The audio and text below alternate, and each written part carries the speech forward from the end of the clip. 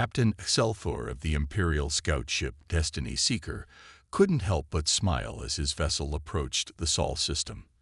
Another routine mission, another primitive civilization to add to the Empire's growing collection. His crew had done this 100 times before.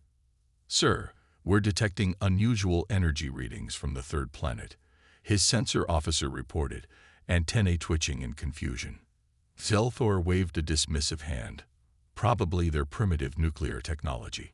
All developing worlds go through that phase." The scout ship squadron, consisting of 3 of the Empire's most advanced vessels, continued their approach. According to their database, this Earth had only recently achieved spaceflight.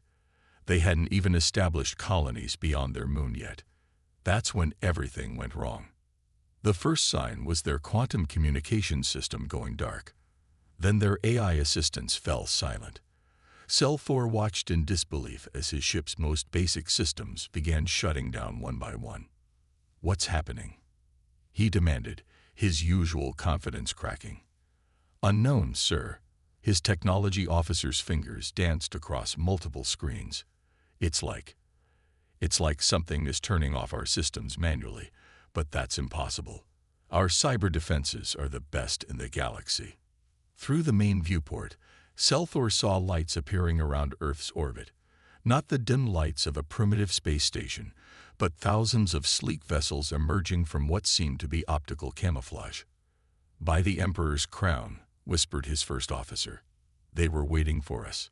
A transmission cut through their confusion, broadcasting on frequencies they thought impossible for a primitive civilization to access.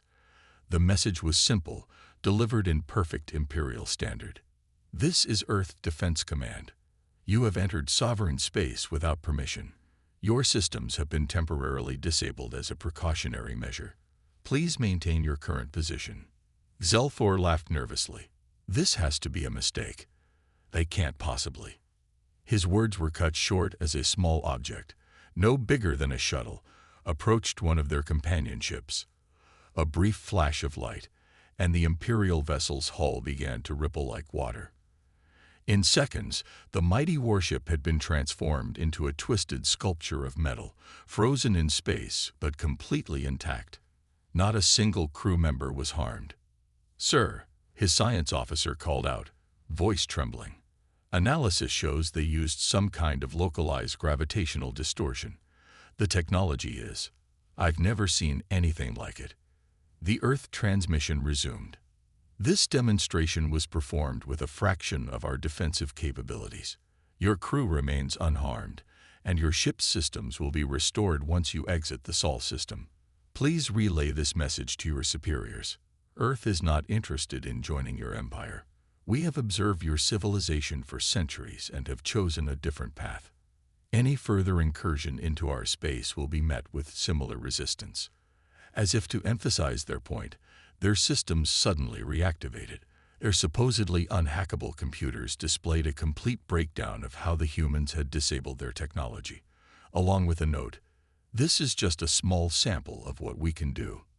Selthor stared at the screens, then at the twisted form of the companion ship, and finally at the vast Earth fleet that had appeared from nowhere. In 3 centuries of service, he had never failed a mission. Until now. "Plot a course out of the system," he ordered quietly. "Maximum speed." As they retreated, Selthor realized he wasn't just carrying a message back to the Empire.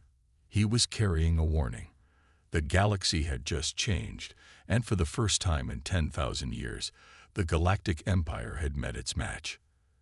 They had found something new in the Sol system, not another conquest, but a civilization that had seen them coming and had spent centuries preparing a welcome they would never forget. High Consul Zaxtal adjusted his ceremonial robes as the Imperial shuttle descended through Earth's atmosphere.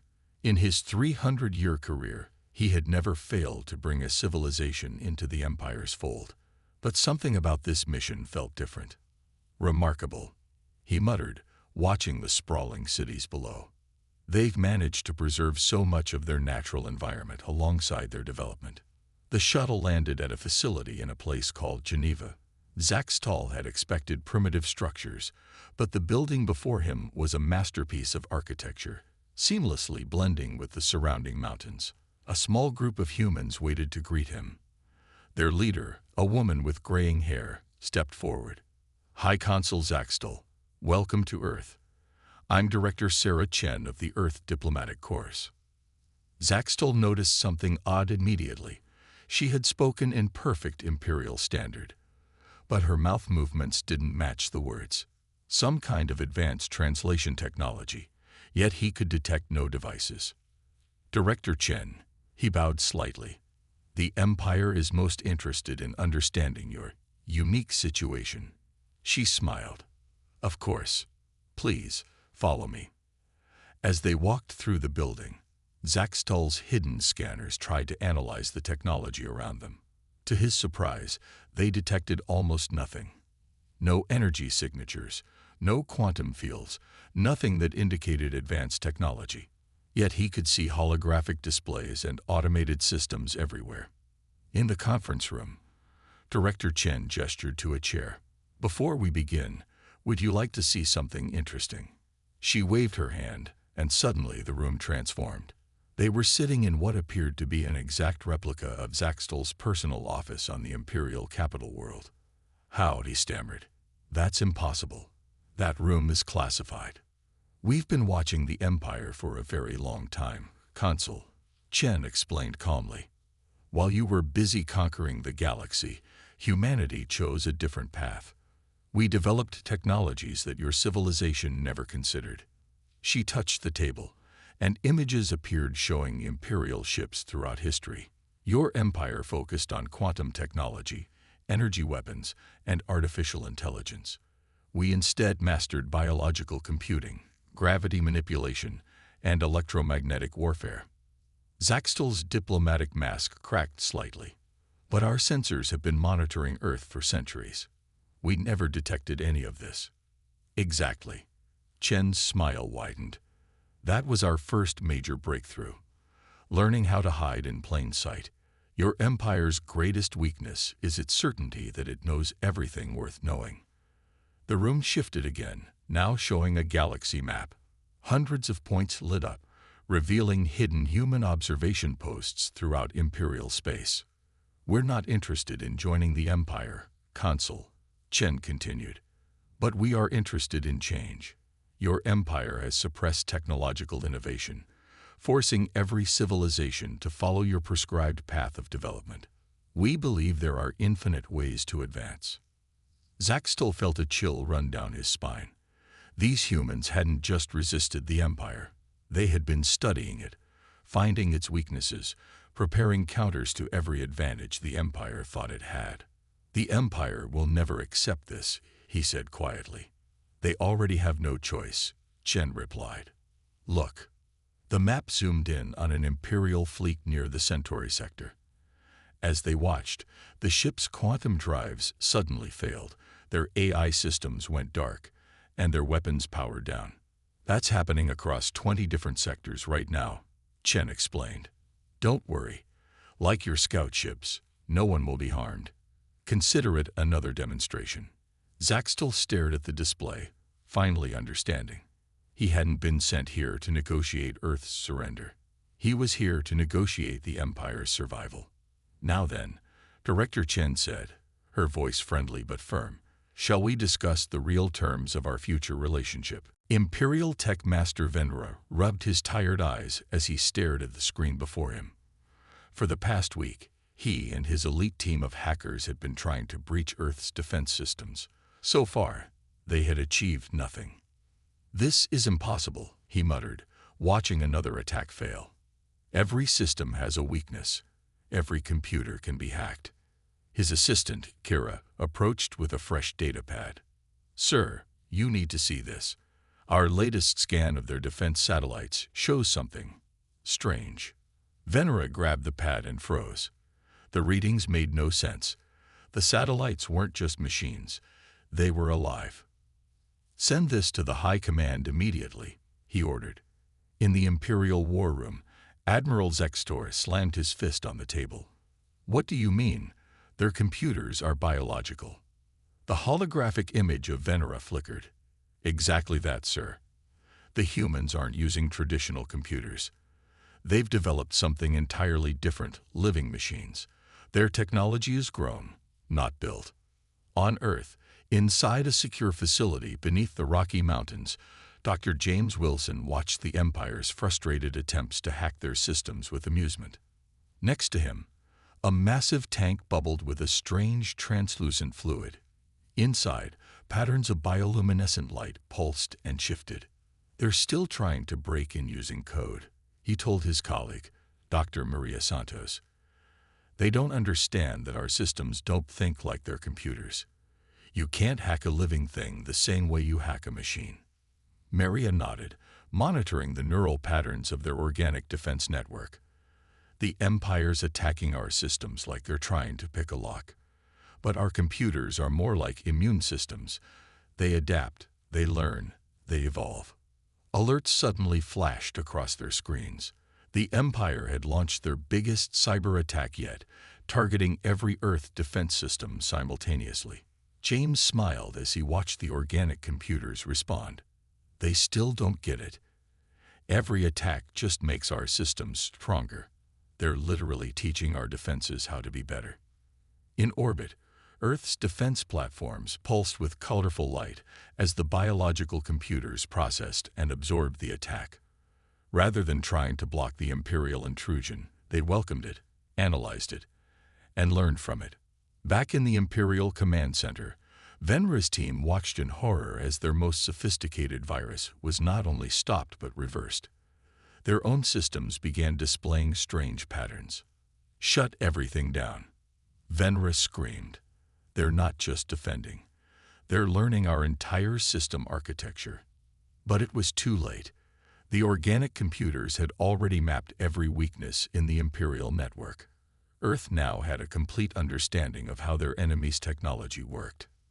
Dr. Wilson walked through rows of new biological computer cores, each one growing and learning in its nutrient tank.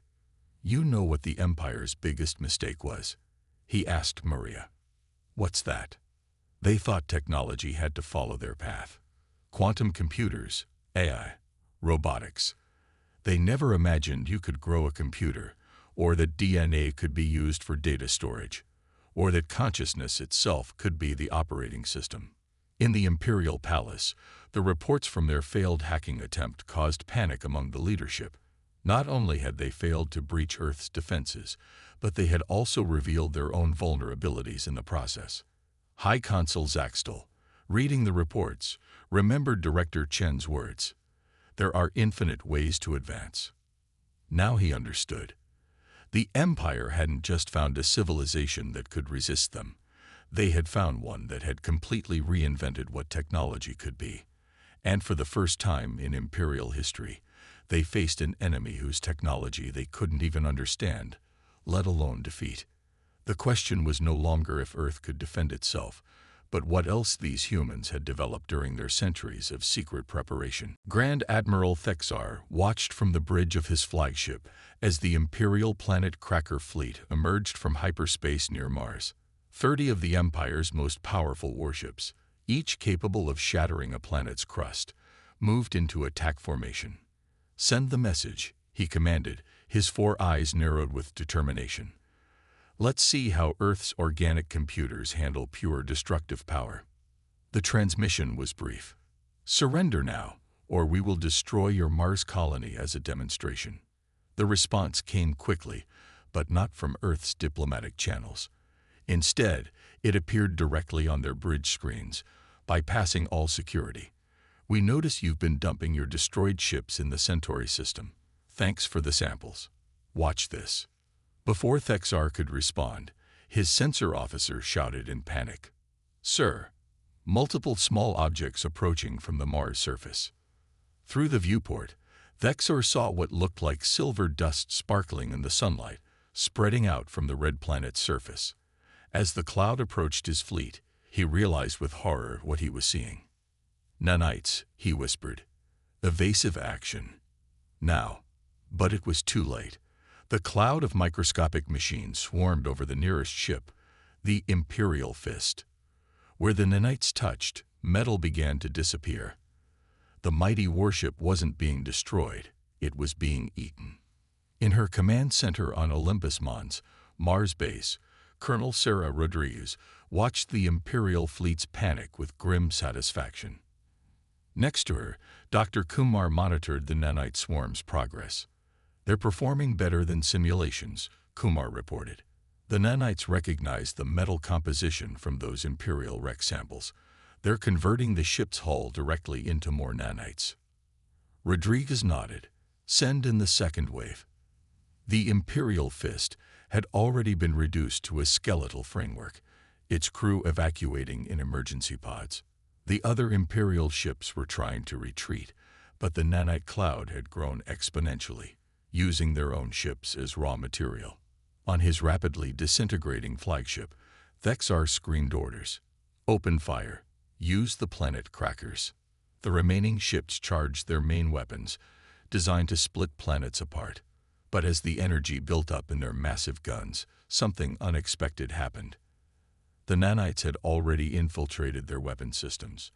Instead of firing, the planet crackers began to collapse inward, consumed from within. "Sir," his second-in-command reported, voice shaking. 20 ships gone. The nanites, they're learning as they consume. Getting faster, more efficient. In just 45 minutes, the pride of the Imperial fleet had been reduced to scattered debris and escape pods. Not a single human weapon had been fired. Not a single life had been lost. Colonel Rodriguez opened a channel to the surviving Imperial command staff, now floating helplessly in their escape pods. "Your crews will be collected safely. We've demonstrated what we can do with just one of our defensive systems. Would you like to see the others?" Back on Earth, the Defense Council received the battle report. General Chen, Director Chen's brother, turned to his colleagues. "Phase 1 complete. The Empire now knows we can destroy their ships at will." "And the nanotechnology?" someone asked. "Just one application of what we learned from studying their garbage," the general replied. They'd been leaving broken ships and techs scattered across the galaxy for centuries, thinking no one could learn anything from the wreckage. We learned everything. As rescue ships headed out to collect the Imperial survivors, Earth's defense systems detected a massive fleet mobilization throughout Imperial space. The Empire was gathering every ship they had for a full-scale invasion, exactly as Earth had planned. "Send word to our allies," General Chen ordered. The Empire took the bait. Phase 2 can begin. On the oppressed world of Nexus Prime, beneath the endless factories that served the Empire, something was changing. Kara Venn, a worker in the deep mines, stared in wonder at the small device in her hands. A gift from Earth. "Is it true?" she whispered to the human advisor, Michael Chen, who had somehow smuggled himself onto their world. "Can this really protect us from Imperial control?" Michael nodded. "Your people have been forced to build their technology for centuries. Now it's time to use that knowledge against them." Above them, alarms suddenly blared. The Imperial overseers had detected unauthorized gatherings. But this time, instead of running, the workers stood their ground. Across the factory floor, thousands of small devices, similar to the one Kara held, activated simultaneously. Every Imperial security system, drone, and weapon immediately went dark. The revolution had begun. In the Imperial Palace, reports flooded in from across the galaxy. High Commander Ixtel rushed into the Emperor's chamber, his ceremonial armor disheveled. "My Emperor, it's happening everywhere. 12 systems in full revolt. The humans, they'd been preparing this for years.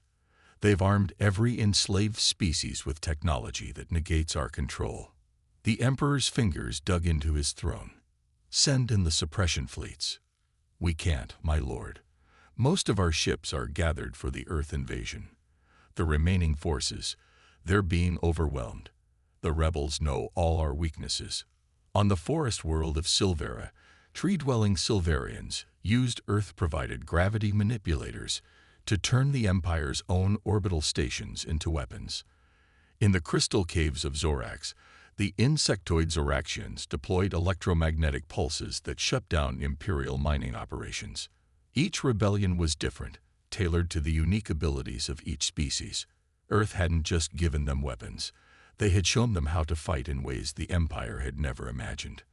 Back on Nexus Prime, Kara led her people through the streets of the capital. Imperial forces found their weapons useless, their vehicles dead, their communications silent. Centuries of technological dependence had become their greatest weakness. How did Earth know? She asked Michael as they watched Imperial officials surrender.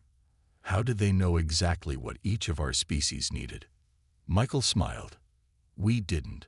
We just showed you your own strength. Earth's greatest weapon was never our technology. It was showing others how to develop their own.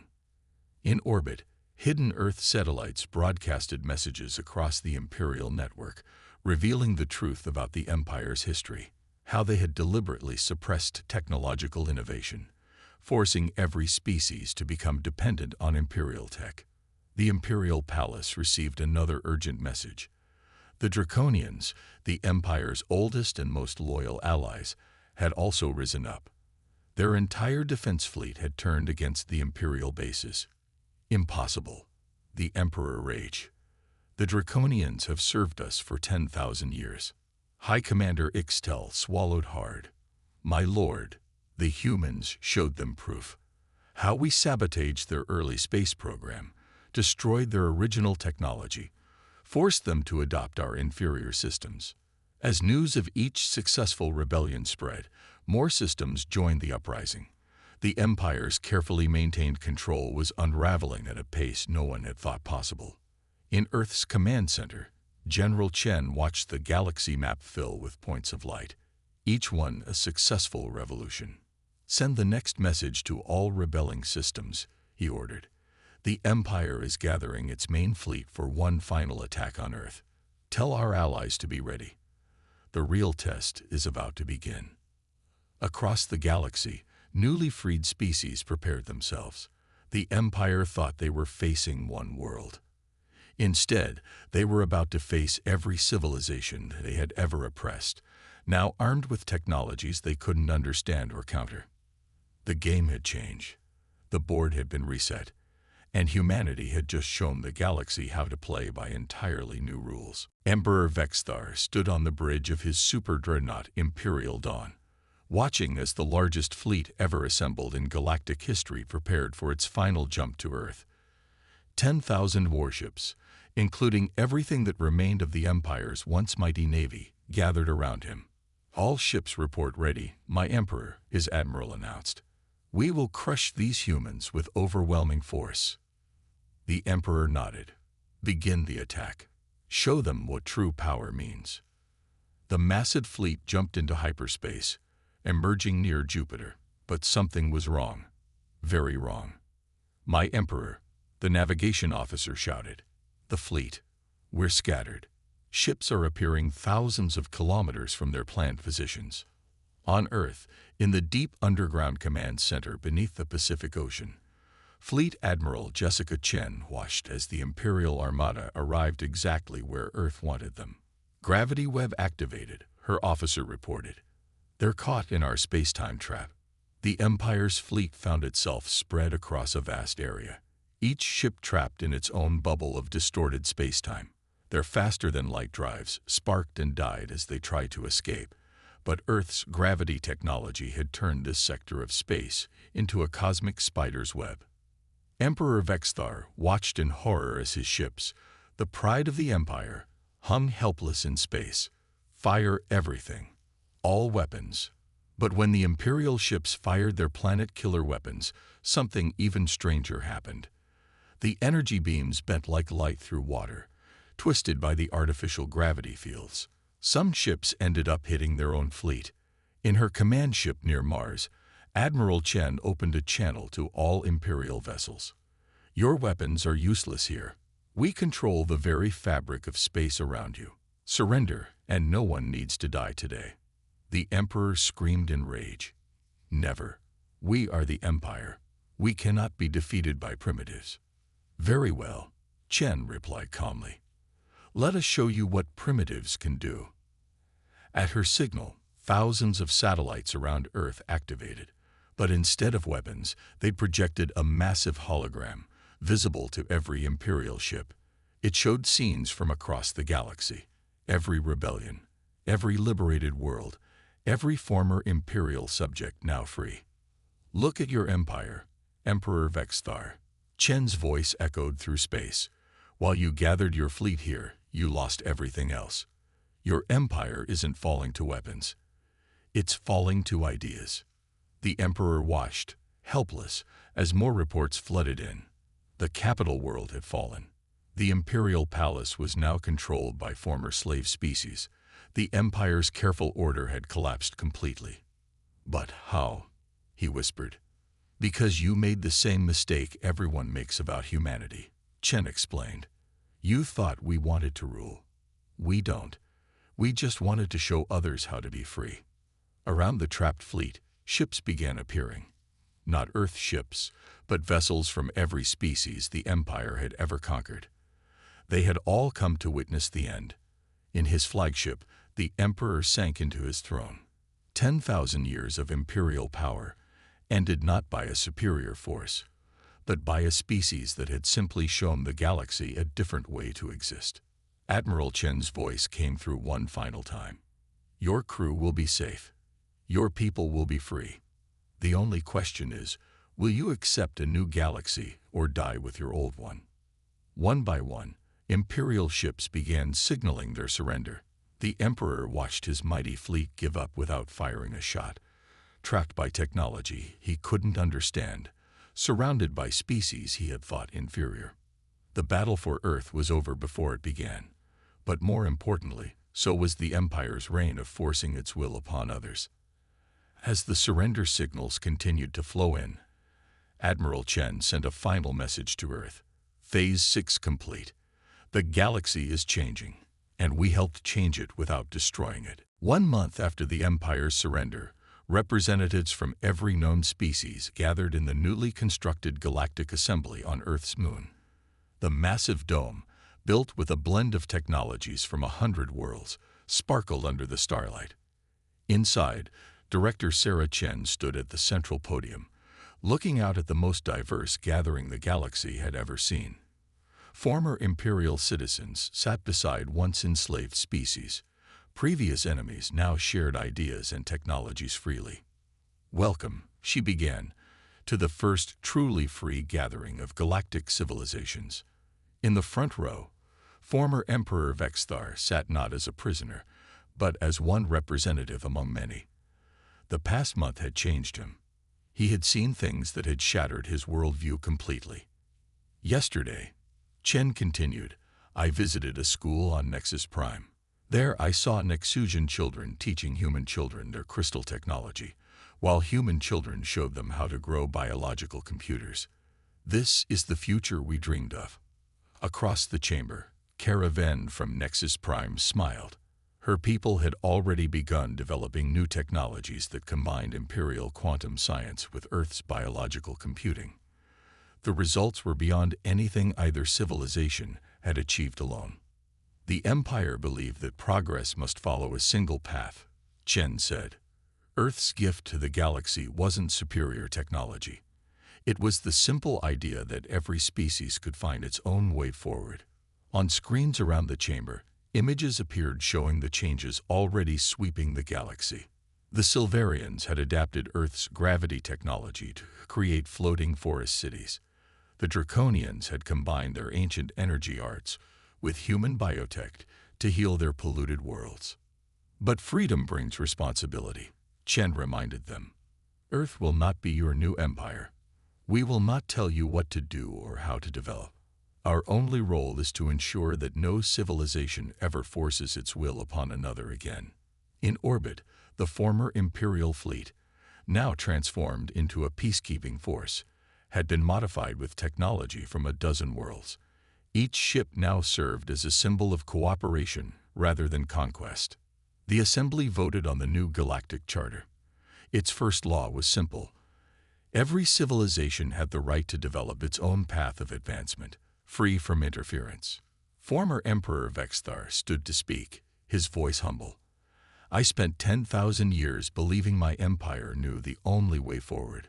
In 1 month, I have seen more progress, more innovation, than we achieved in millennia of forcing others to follow our path." The chamber burst into applause. Even those who had suffered most under imperial rule recognized the importance of this moment, an emperor admitting he was wrong. As the session ended, Director Chen met privately with her team. "Phase 7 is complete," she said. "Humanity's greatest mission is accomplished." "What was that mission, exactly?" asked a young diplomat. Chen smiled. "To show the galaxy that true strength doesn't come from conquering others or forcing them to be like you. It comes from helping everyone find their own strength." Outside the assembly hall, Earth glowed beautifully in the lunar sky. Ships of all designs and origins moved peacefully through space. In laboratories across 1,000 worlds, scientists freely shared ideas and discoveries. The age of the Empire was over. The galaxy had learned humanity's most important lesson. There are infinite ways to advance, infinite paths to the future, and the greatest power isn't in forcing others to follow your path. It's in helping them find their own. As the assembly members departed for their home worlds, they carried with them not just new technologies or alliances, but a new understanding. The stars above weren't just lights in the darkness anymore. They were beacons of possibility, each one holding the promise of something new, something unique, something that would add its own special note to the grand symphony of galactic civilization.